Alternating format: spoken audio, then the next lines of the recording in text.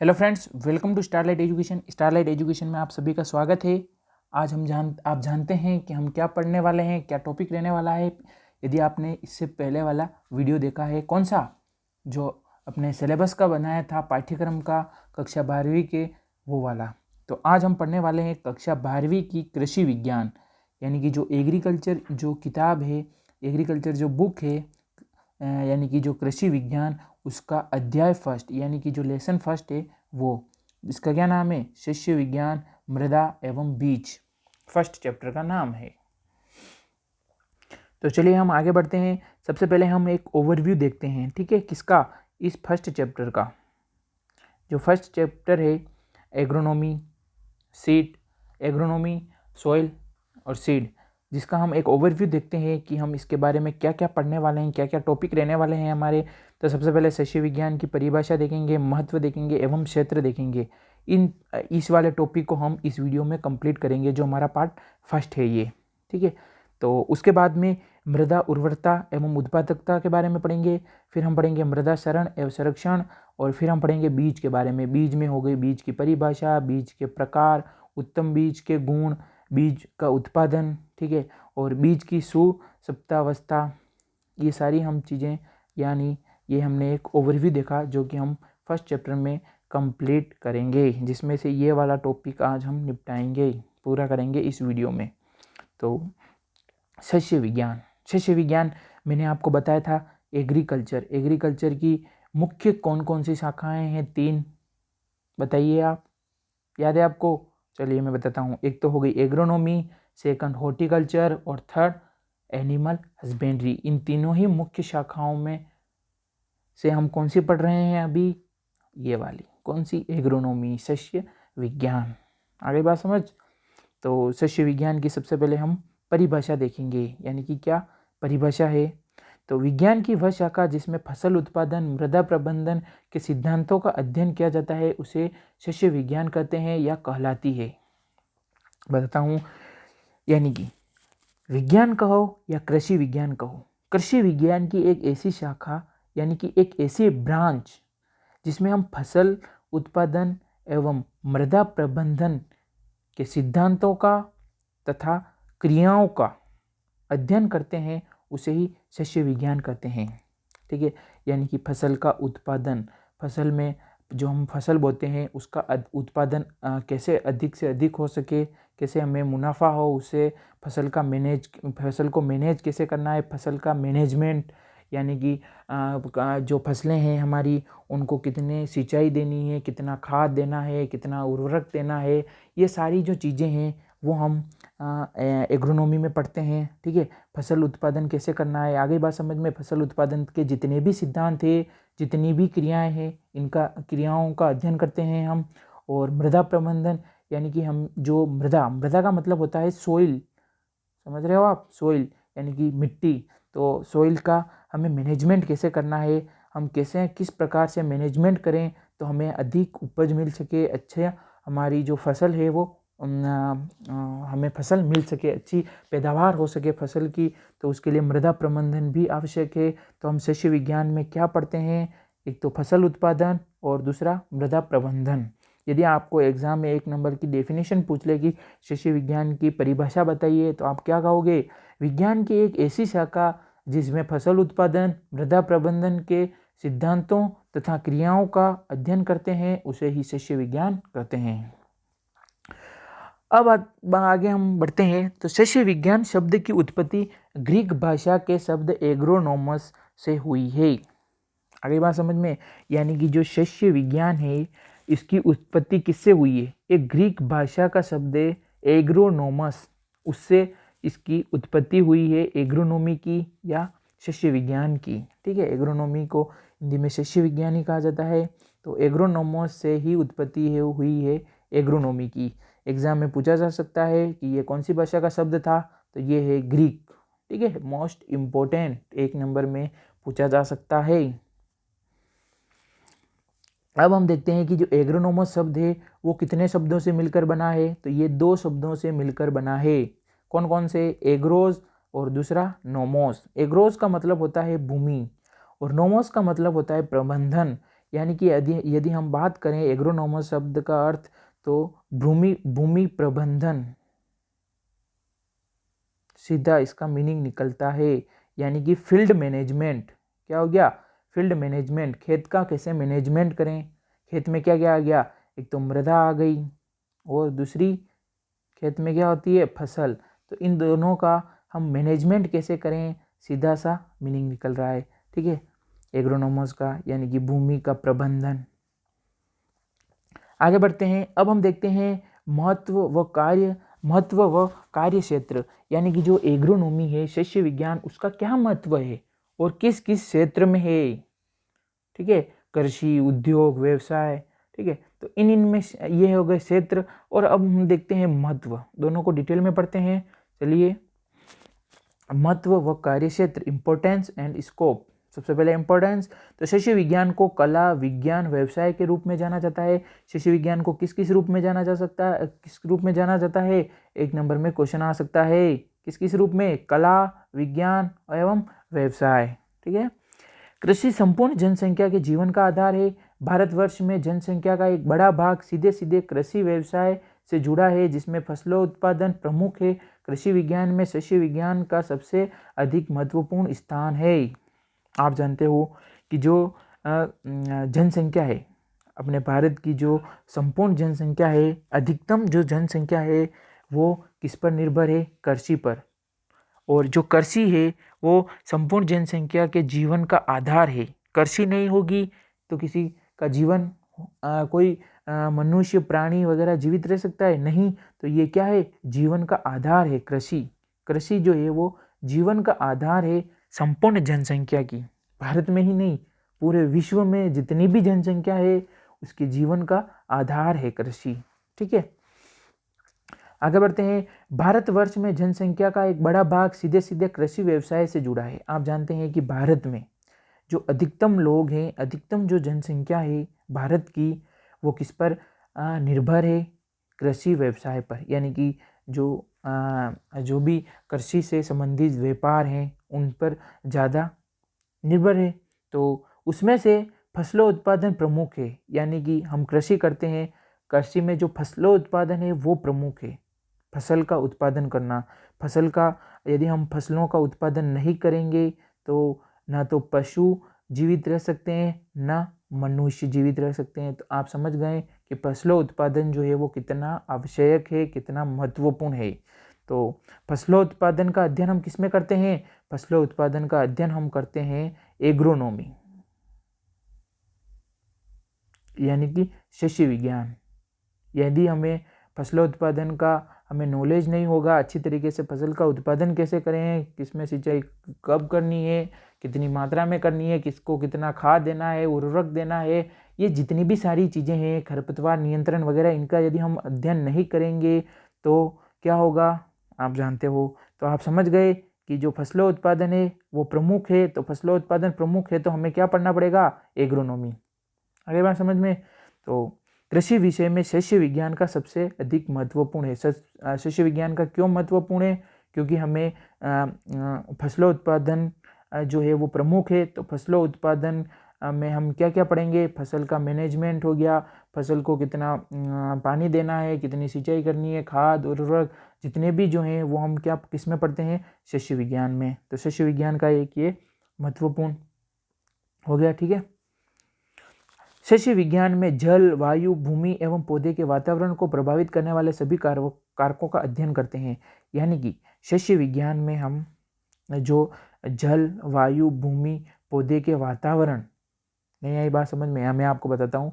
पौधा होता है, ठीक है, किसी का भी पौधा है, ठीक है, तो कोई भी फसल है, तो पौधे को किस किस चीज की जरूरत पड़ती है, जल, वायु, भूमि, जल, वायु, भूमि, आई बात समझ में, और पौधे के वातावरण, यानी कि पौधे को एक निश्चित अनुपात में एक वातावरण की भी जरूरत पड़ती है। ठीक है, तो इन चारों फैक्टर, ये जो हमारे चारों फैक्टर है, इनको प्रभावित कौन कौन करता है, कौन से कारक प्रभावित करते हैं, तो इनका अध्ययन भी हम किस में करते हैं, शस्य विज्ञान में करते हैं।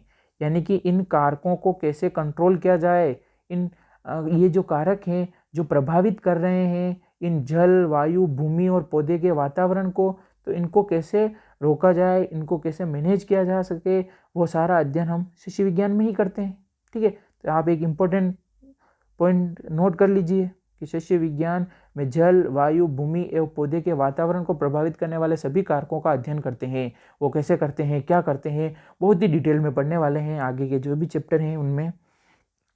सस्य विज्ञान द्वारा भूमि प्रबंधन, बीज, खाद, उर्वरक, सिंचाई, खरपतवार नियंत्रण, पौध संरक्षण आदि की फसल उत्पादन प्रयोग हेतु जानकारी मिलती है। सस्य विज्ञान जो है शाखा, सस्य विज्ञान कहो या एग्रोनॉमी कहो, उसमें भूमि प्रबंधन, ठीक है, बीज, खाद, उर्वरक, सिंचाई, खरपतवार नियंत्रण, पौध संरक्षण आदि की हमें जो है जानकारी मिलती है।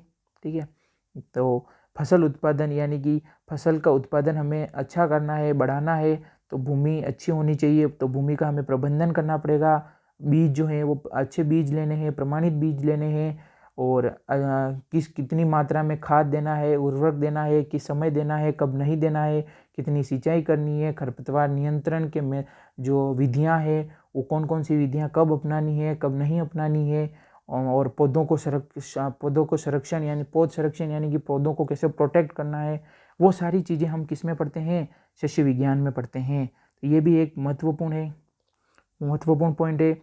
मानव व पशुओं की मूल आवश्यकता खाद्यान्न, पशु चारा व वस्त्रों की आपूर्ति एक जटिल विषय है। आप जानते हो कि जो मानव और पशु, इनकी जो मूल आवश्यकता होती है वो होती है खाद्यान्न। खाद्यान्न का मतलब अनाज।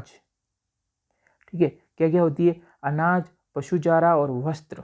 तो इनकी जो आपूर्ति होती है, ठीक है, मनुष्यों और पशुओं की जो आपूर्ति होती है वो किससे होती है, कृषि से। ठीक है, तो कृषि से होती है। तो कृषि जो है वो एक इम्पोर्टेंट है। तो कृषि में जैसे कि जो भी फसलें होती है, कृषि में जो होती है वो फसलें होती है, तो इन फसलों का मैनेजमेंट कैसे किया जाए वो सारा हम किस में पढ़ते हैं, सस्य विज्ञान में पढ़ते हैं। तो यदि हम फसलों का मैनेजमेंट कैसे करना है, क्या करना है, वो सस्य विज्ञान में नहीं पढ़ेंगे तो क्या हमें ये मिल पाएंगे, क्या इनकी आपूर्ति हो पाएगी, नहीं हो पाएगी। तो ये भी आप नोट कीजिए। ठीक है, यानी कि मानव व पशुओं की मूल आवश्यकता खाद्यान्न, पशु चारा, वस्त्रों की आपूर्ति एक जटिल विषय है। ठीक है, तो ये सारी जो आपूर्तियां हैं इसमें भी सस्य विज्ञान का महत्वपूर्ण योगदान है, खाद्यान्न, पशु चारा और वस्त्रों में।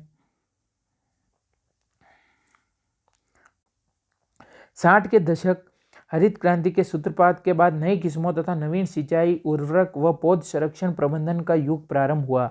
यानी कि आप जानते हो हरित क्रांति यानी कि ग्रीन रिवॉल्यूशन, वाइट रिवॉल्यूशन जो था वो तो दूध से संबंधित था, दूध को कैसे अधिक दूध का उत्पादन कैसे बढ़ाया जाए। और हरित क्रांति की जो शुरुआत की गई थी वो फसलों से रिलेटेड थी, यानी कि इसमें नई नई किस्में विकसित की गई। ठीक है, जितने भी फसलें वगैरह हैं तो उसमें हमारी नई नई किस्में विकसित की गई, नवीन सिंचाई के तरीके विकसित किए गए, नए नए उर्वरक विकसित किए गए, और जो पौध संरक्षण प्रबंधन है उसका भी युग प्रारंभ हुआ हरित क्रांति के बाद में।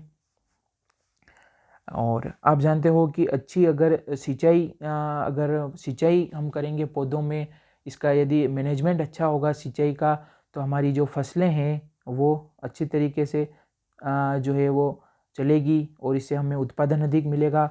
नए नए उर्वरक की खोज की गई वगैरह। ठीक है, जिससे कि हमारी फसलें जो है वो अधिक वृद्धि कर पाए। पौध संरक्षण यानी कि पौधों को कैसे प्रोटेक्ट किया जाए फसलों को बीमारियों से वगैरह, इसका भी प्रबंधन का युग प्रारंभ हुआ। ठीक है, हरित क्रांति के बाद में सस्य विज्ञान द्वारा उन्नत बीज, खाद, उर्वरकों, सिंचाई व खरपतवार प्रबंधन, फसल संरक्षण, कटाई, गहाई, भंडारण, प्रक्रमण जैसे जटिल विषयों का समाधान कर खाद्य सुरक्षा प्राप्त की जा सकती है।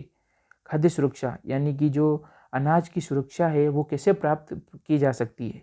तो अनाज की जो सुरक्षा है, खाद्य की सुरक्षा प्राप्त की जा सकती है जब हम उन्नत बीज को यूज़ में लेंगे, इस्तेमाल करेंगे, अच्छे खाद जो हैं, अच्छे उर्वरक हैं उनका उपयोग करेंगे, उचित मात्रा में करेंगे, कब नहीं करेंगे।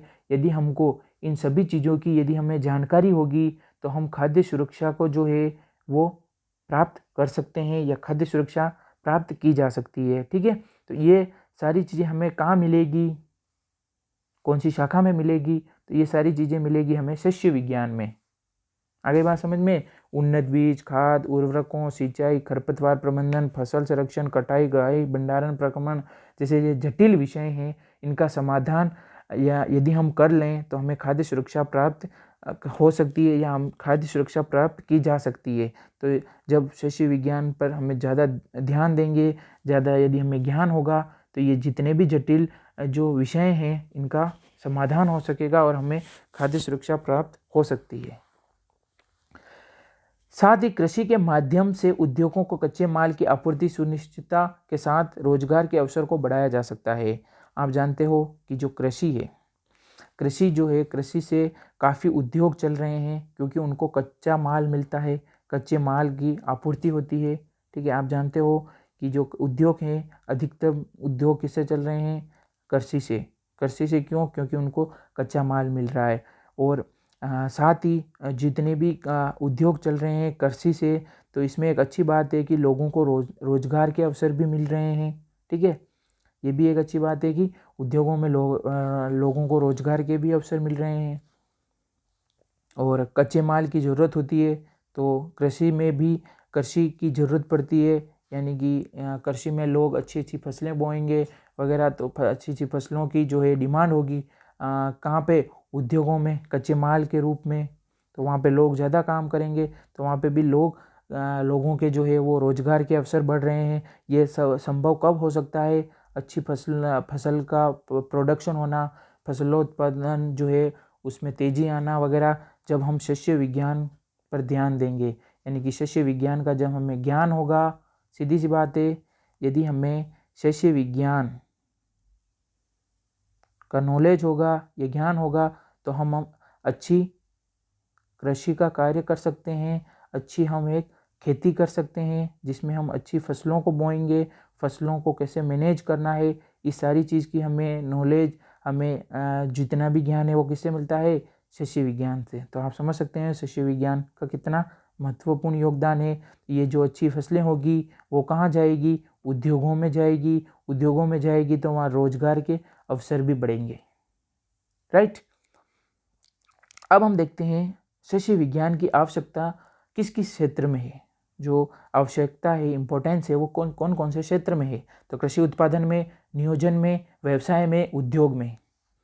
ठीक है, कृषि उत्पादन जो एग्रीकल्चर जो एक्टिविटीज़ होती हैं उनमें हो गया, नियोजन यानी कि प्लानिंग बनाने में, व्यवसाय जो भी धंधे वगैरह हैं उनमें, उद्योग जो भी इंडस्ट्रीज़ हैं उनमें। तो इन चारों को हम डिटेल में पढ़ते हैं।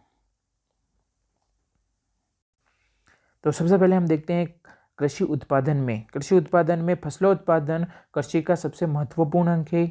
ये बात मैंने आपको पहले भी बताई थी कि जो फसलों उत्पादन है वो किसका महत्वपूर्ण अंग है? कृषि का। किसी भी राष्ट्र की प्रगति का प्रथम सूचक है वहाँ का खाद्यान्न उत्पादन, उत्पादकता, खाद्य सुरक्षा। यानी कि जो कोई भी राष्ट्र है उसकी अगर हम प्रगति की बात करें या प्रगति का जो यदि हम सूचक बात करें, प्रथम सूचक, तो वो है वहाँ का खाद्यान्न उत्पादन, यानी कि अनाज का उत्पादन कितना हो रहा है, वहाँ की उत्पादकता यानी कि वहाँ की प्रोडक्टिविटी कैसी है, खाद्य सुरक्षा यानी कि वहाँ पर अनाज कितना सुरक्षित है, क्या है वो। ठीक है, तो ये तीनों जो है वो प्रथम सूचक है किसी भी राष्ट्र की प्रगति के। विभिन्न फसलों की खेती में शस्य क्रियाओं का योगदान सर्वाधिक महत्वपूर्ण है। आगे बात समझ में, यानी कि विभिन्न प्रकार की जो फसलें होती है और फसलों की जो हम खेती करते हैं उनमें मैं आपको बताने वाला हूँ ये क्रियाएं, शस्य क्रियाएं जो है वो अधिक महत्वपूर्ण होती है या इनका योगदान जो है वो सर्वाधिक होता है, सर्वाधिक महत्वपूर्ण होता है। वो कौन कौन से क्रियाएं हो गई? शस्य क्रियाएं हो गई, खेत की तैयारी, उन्नत किस्मों का चुनाव, बुआई, पोषक तत्व प्रबंधन, खरपतवार प्रबंधन, सिंचाई प्रबंधन, पौध संरक्षण, कटाई, गहाई व भंडारण जैसे महत्वपूर्ण कार्यों का संपादन उचित तरीके से करना शस्य विज्ञान की सीमा में आता है।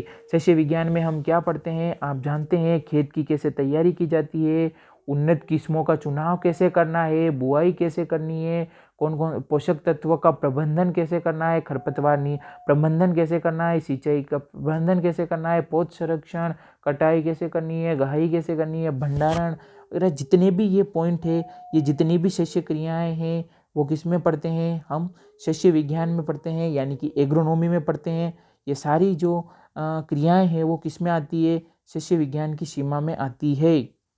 ठीक है, ये चीज़ें अगर आपने पढ़ ली शस्य विज्ञान में, इनका आपको ज्ञान हो गया, तो और किस चीज़ की ज़रूरत है, और आपको फसल अच्छी करने के लिए किस चीज़ की ज़रूरत है, फसल को अच्छा यानी कि फसल का अच्छा प्रोडक्शन करने के लिए किसी चीज़ की ज़रूरत नहीं है। तो यदि ये चीज़ें ही आपकी सही हो जाएगी तो आपकी फसलें जो है वो अच्छी तरीके से वृद्धि कर सकेगी।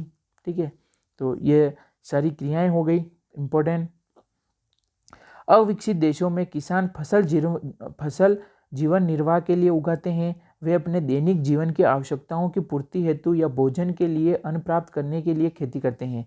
यानी कि जो अविकसित देश होते हैं, ठीक है, अविकसित देश यानी कि जो देश अभी पूरी तरीके से विकसित नहीं हुए हैं, ठीक है, तो वो जो देश हैं वो वहाँ के जो किसान होते हैं वो फसल किस लिए बोते हैं, सिर्फ जीवन निर्वाह यानी कि उनका जीवन जो है वो निर्वाह यानी कि उनके जीवन का गुजारा हो जाए, 2 वक्त की उनको रोटी मिल जाए, 2 वक्त का खाना मिल जाए और वो जीवित रह सकें, उसके लिए खेती करते हैं जो अविकसित देश है। ठीक है, जो डेवलप्ड कंट्री नहीं है वहाँ के, ठीक है, तो वो किस लिए करते हैं, जीवन निर्वाह के लिए फसल उगाते हैं, जिससे उनकी जो दैनिक जीवन की जितनी भी आवश्यकताएं हैं उनकी पूर्ति हो सके, जैसे भोजन।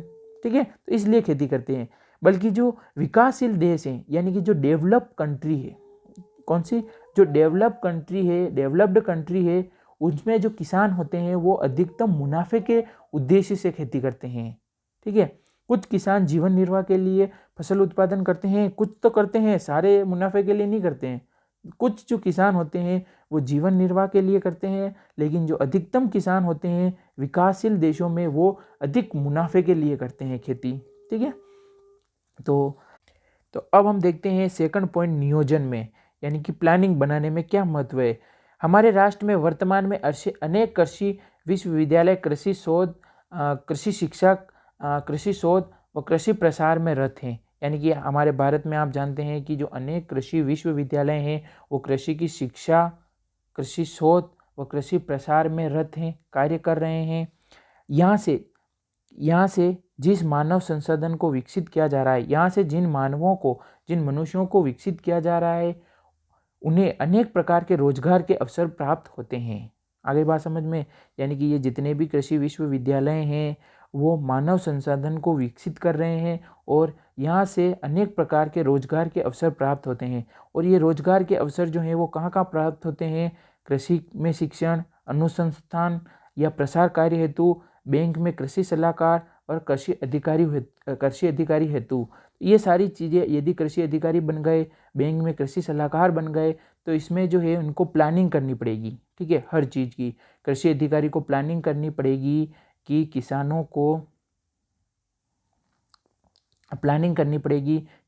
को जागरूक कैसे किया जाए, किसानों को कैसे बताया जाए कि किस मात्रा में कितनी सिंचाई करनी है, क्या करनी है, लोगों को कैसे जागरूक किया जाए कि कौन सा खाद का उपयोग करना है, किस समय करना है, किस समय नहीं करना है।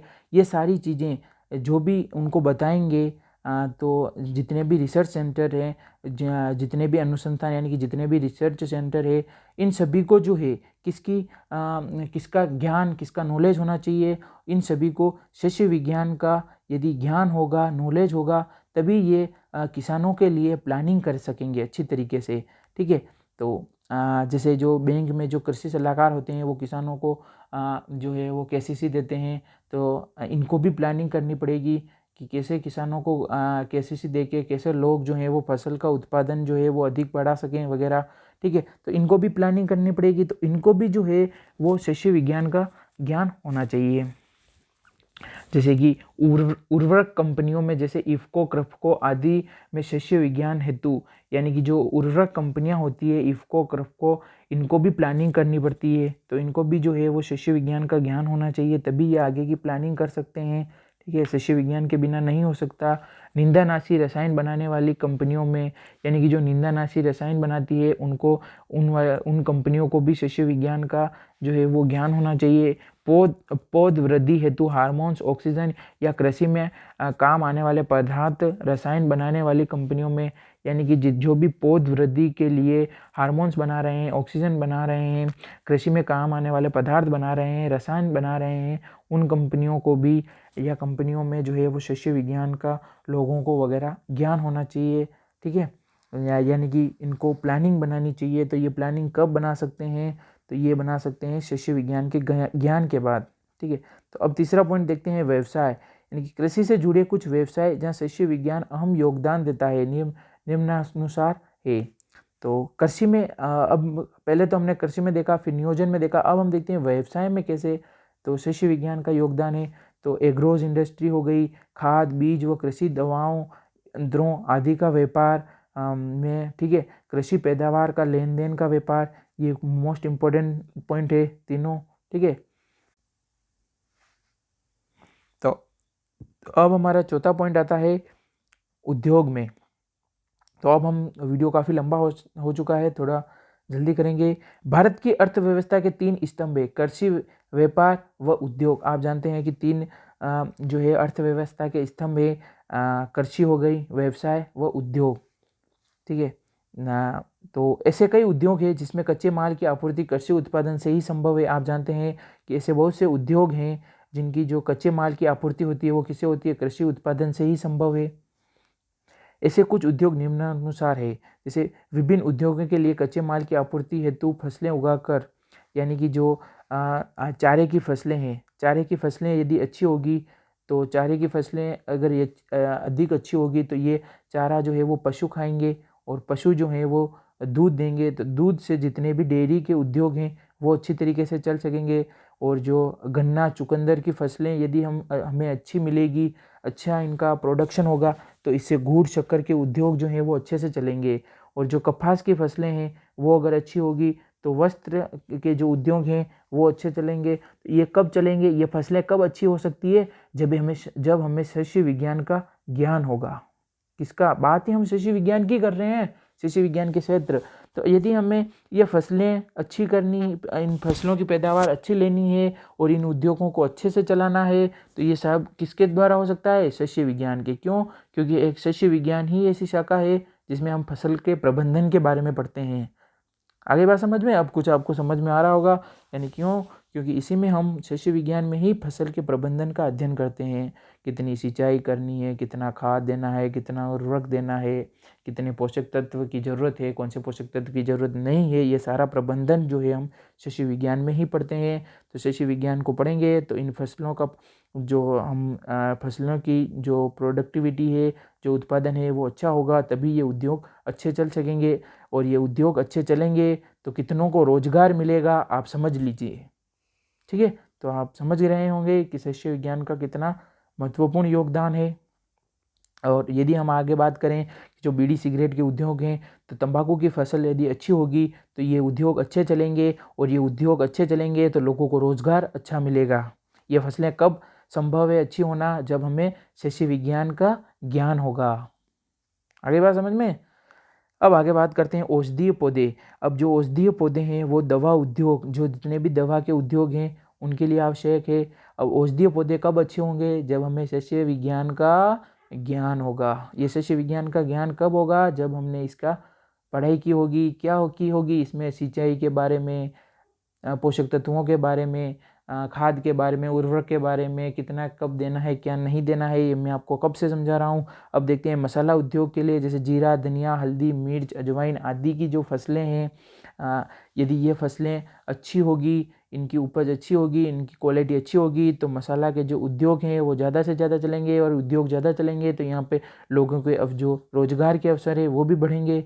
अब देखते हैं फसल उत्पादन में प्रयोग किए जाने वाले साधनों के लिए नए उद्योग, यानी कि जो फसल उत्पादन में प्रयोग किए जाने वाले जितने भी साधन के उद्योग हैं उनमें देखते हैं तो खाद उर्वरक उद्योग, बीज उत्पादन उद्योग, पौध संरक्षण रसायन उद्योग, पौध वृद्धि कारक रसायन उद्योग, ये जितने भी उद्योग हैं इनमें भी वृद्धि होगी, ठीक है, इनमें भी लोगों को रोजगार का अवसर मिलेगा।